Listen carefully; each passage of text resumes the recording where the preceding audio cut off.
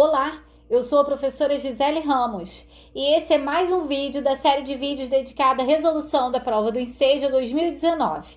Além da resolução, eu estarei passando dicas e explicando os conteúdos que são cobrados no Enseja. Neste vídeo, eu estarei resolvendo duas questões do Enseja referente ao ensino médio, que são as questões 54 e 58. Os conteúdos aqui abordados são Teorema de Pitágoras e razões trigonométricas. Então vamos aí para a resolução das questões. Questão 54. Um caminhoneiro viajando pelo interior do seu país chega à cidade A. No tanque de combustível do seu veículo restam somente 10 litros. Seu destino final é a cidade D. E as distâncias entre cada uma das cidades A, B, C e D são as indicadas na figura. Somente existem postos de abastecimento nas cidades C e D. O veículo consegue percorrer 5 quilômetros com 1 litro de combustível.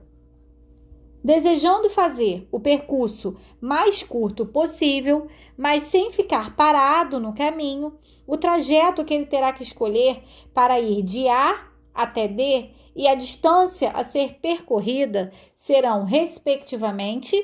Então, nós vamos analisar aqui essa figura. Olha só, esse caminhão ele tem que sair da cidade A e chegar na cidade D, sendo que ele só tem 10 litros de combustível. E com cada litro, o caminhão anda 5 quilômetros. Então, ele tem quantos quilômetros aí de autonomia? Quantos quilômetros ele ainda consegue percorrer? Ele vai conseguir percorrer 50 quilômetros, correto? Porque 10 vezes 5, cada litro, 5 quilômetros. 10 vezes 5, 50. Então, ele consegue percorrer 50 quilômetros.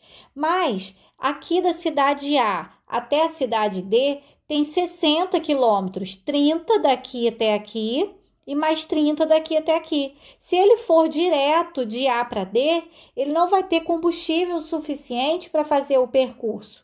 Então, ele vai ter que passar por outro lugar, sendo que o posto de combustível tem aqui na cidade C ou só na cidade D. Então, ele vai ser obrigado a chegar à cidade C para abastecer e depois se dirigir para a cidade D. Depois que ele chegar aqui na cidade C e abastecer, ele ainda vai ter duas opções.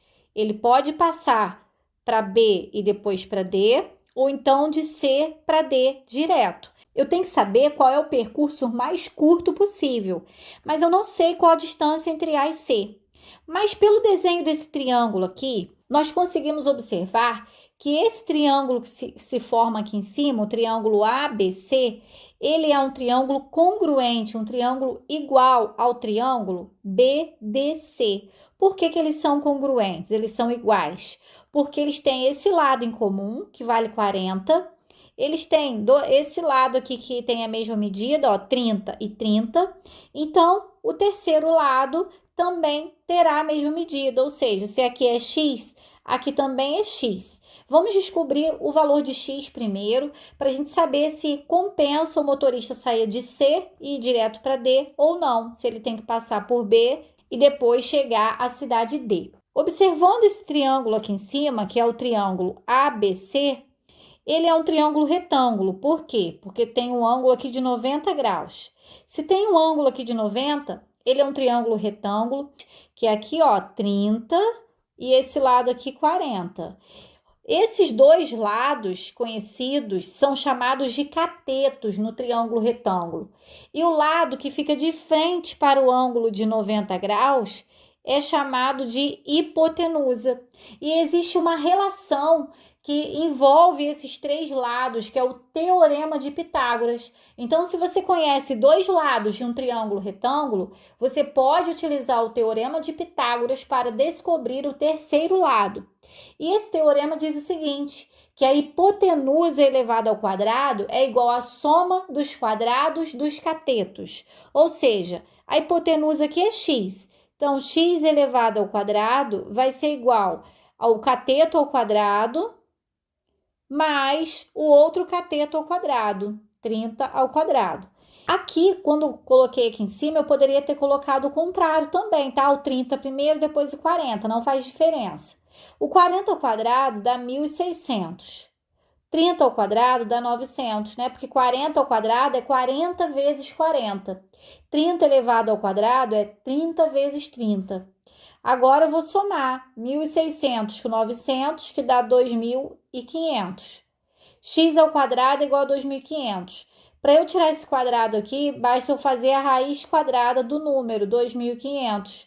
Raiz quadrada de 2.500 dá 50. Por quê? Porque 50 elevado ao quadrado é 2.500.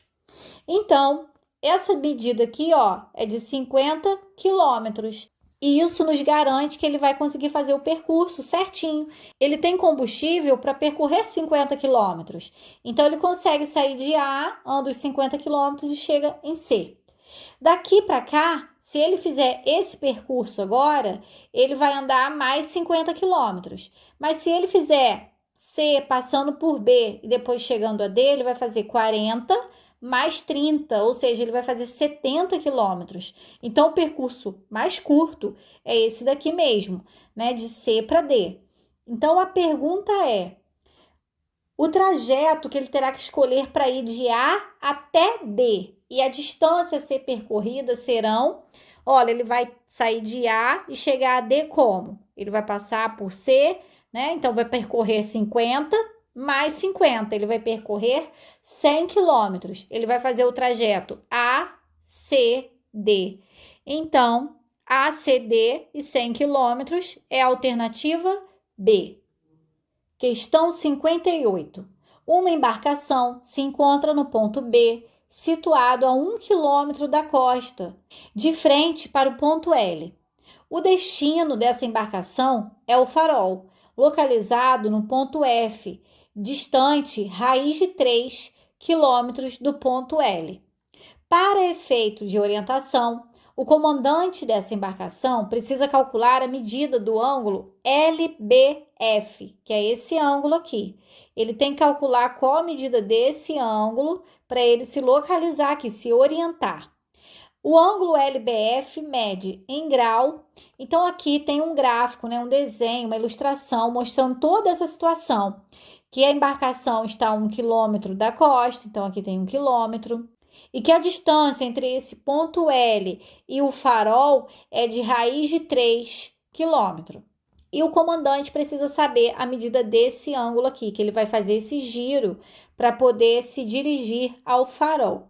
Como que nós vamos saber aqui? Olha só, aqui nós temos um triângulo retângulo. Por quê? Porque esse ângulo aqui que eu estou marcando agora é um ângulo de 90 graus. E o triângulo retângulo é aquele que tem um ângulo de 90 graus. No triângulo retângulo, existem as razões trigonométricas, que são divisões, né, entre as medidas dos lados. E essas razões recebem nomes especiais, que são seno, cosseno e tangente. Então, olha só, em relação a esse ângulo, que é o ângulo LBF, eu tenho o cateto oposto, que é esse lado que está de frente para o ângulo, cateto oposto, e esse lado que é adjacente ao ângulo, chamado de cateto adjacente. Lembrando que o lado que fica de frente para o ângulo de 90 é chamado de hipotenusa. Mas aqui a medida da hipotenusa não vem ao caso, né? Não é mencionada e não vem ao caso aqui dessa situação problema. Então, o que está sendo envolvido aqui é o cateto oposto e o cateto adjacente. A razão trigonométrica que relaciona cateto oposto com cateto adjacente é chamada de tangente. Então, a tangente de um ângulo qualquer, vamos colocar aqui um ângulo alfa, é igual ao cateto oposto dividido pelo cateto adjacente.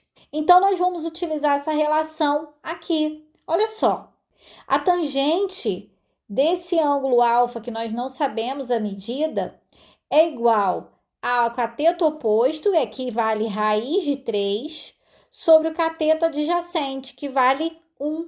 E existe uma tabela, que é uma tabela que mostra já os valores de seno, cosseno e tangente dos ângulos notáveis, e que possui uma tangente dessa, com raiz de 3. Qual é o ângulo que tem tangente medindo raiz de 3? É o ângulo de 60 graus. Então, por essa tabela, que eu vou até colocar aqui na tela agora para você dar uma olhadinha, eu consigo verificar lá que a tangente de um ângulo de 60 graus mede raiz de 3. É por isso que eu sei que esse ângulo alfa é de 60 graus, que é aqui a alternativa C.